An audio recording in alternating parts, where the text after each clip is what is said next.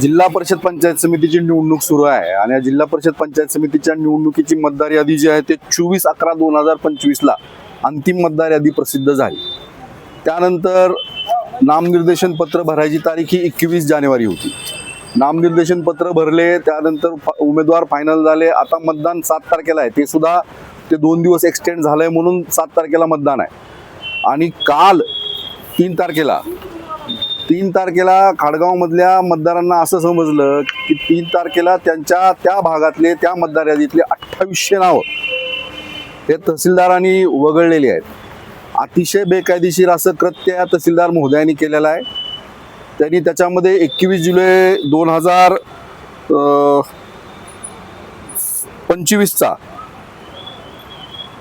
16 जुलै 2025 चा एक निवडणूक आयोगाचा निर्देश पत्र आहे, त्या पत्राचा आधारे त्यांनी ती वगळण्याची कृती केली आहे। परंतु हे पत्र सुद्धा त्यांनी पूर्ण व्यवस्थित त्याचा अभ्यास न करता केलाय।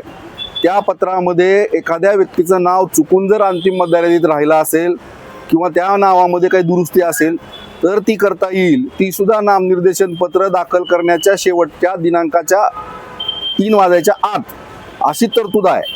परंतु त्या पत्राचा गैरवापर करून सत्ताधाऱ्याच्या दडपशाहीच्या पोटी तहसीलदार महोदयांनी 2800 नावं मतदार यादीतून वगळलीत।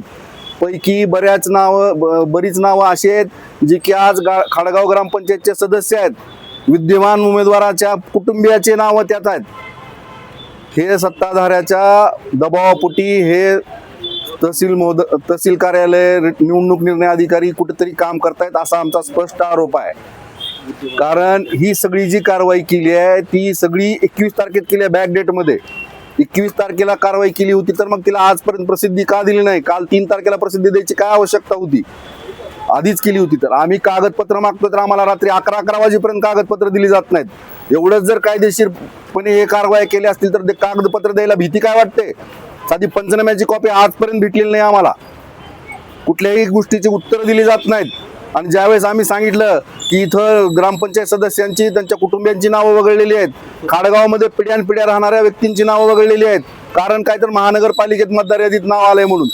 काँग्रेस पक्षाच्या वतीनं एवढी निवेदनं दिली, एवढे आक्षेप दिले, त्याच्यावर कधी कारवाई झाली नाही दुबार मतदाराची। आत्ताच का केली? का गरज पडली अशी? कुठेतरी विरोधी पक्षाला मदत व्हावी या भूमिकेतून ही कारवाई केलेली आहे असा आमचा स्पष्ट आरोप आहे। भारतीय जनता पार्टीला जर खरंच अशा पद्धतीने निवडणुका घ्यायच्या असतील, अशा पद्धतीने जर मतदान करून घ्यायचं असेल तर निवडणुकाच न घेतलेल्या बऱ्या। आणि त्याच्यामध्ये एक नोटीस काढली आहे उमेदवारांना ह्या मतदार यादीबद्दलची सूचना द्यायसाठी म्हणून एक बैठकची नोटीस काढली आहे। जाणून बुजून त्यात बैठकीची तारीख सुद्धा दिलेली नाही कुठलीही, कारण त्यांना हे सगळं बॅक डेट मध्ये करायचंय। त्यांच्याकडे सीसीटीव्ही फुटेज आहे, तसं प्रोसिडिंग आहे, सगळ्या गोष्टी आहेत आमच्याकडनं। त्या मतदार यादीच्या वगळणीबाबत लेखी उत्तर घेतलंय, लेखी जबाब तिथं दिलेला आहे वकिलांच्या माध्यमातून उमेदवारांनी। हे कशासाठी केलं होतं मग 21 तारखेच्या बॅक डेट मध्ये करायला?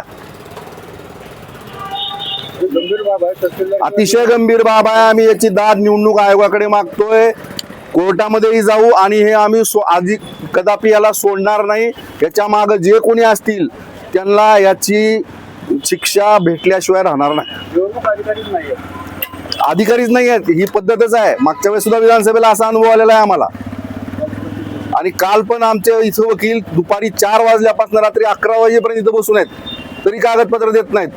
त्यातला एक कागदपत्र फक्त पंचनामा 3 तारखेत केलेला, त्याचे फक्त एक सिंगल झेरॉक्स काढून त्यांना सर्टिफाईड करून द्यायचे आहे, त्याच्यासाठी त्यांना वेळ नाही। अजूनही ते आलेले नाहीत, अजूनही कॉपी भेटलेली नाही, जेणेकरून कोर्टात सुद्धा जाता येऊ नये ना। अशा पद्धतीचं हे कुठेतरी षडयंत्र रचलं जाते असा आमचा आरोप आहे।